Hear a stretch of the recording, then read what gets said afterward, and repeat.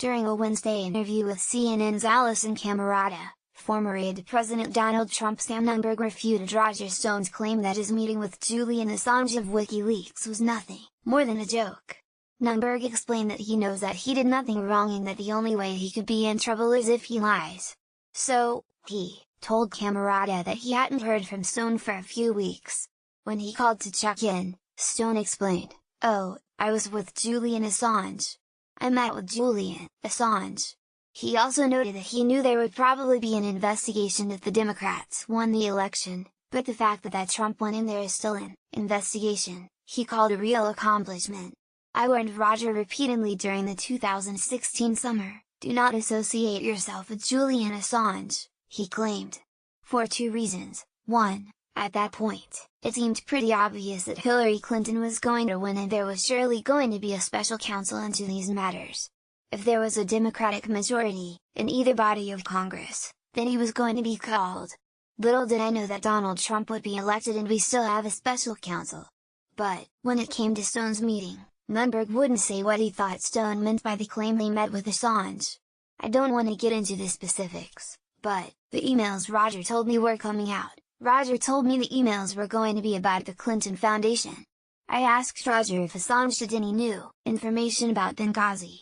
Now, look at the emails Assange released. They had nothing to do with Benghazi or the Clinton Foundation," he said. Camerota pressed Nunberg on that, citing Stone's tweets mentioning campaign chair John Podesta. Nunberg said that they had information about Podesta's brother and Stone was about to write a story in the Daily Caller about it, and that's what he was referring to. It was a coincidence that WikiLeaks, who Stone said he'd been talking to, released the Podesta emails shortly after.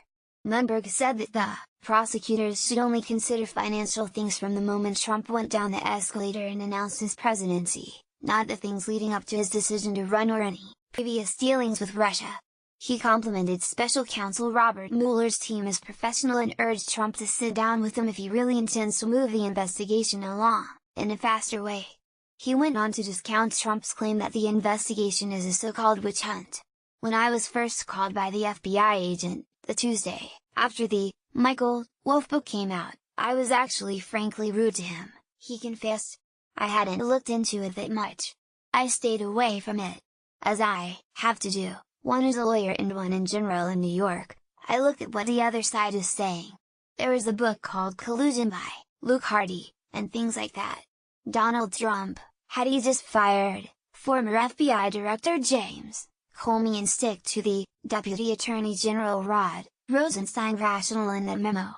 I think he could have even gotten away with a Lester Holt interview, but then he has the Russians in the Oval Office, and doesn't allow American photographers in. There's something going on there. Watch his full tape below."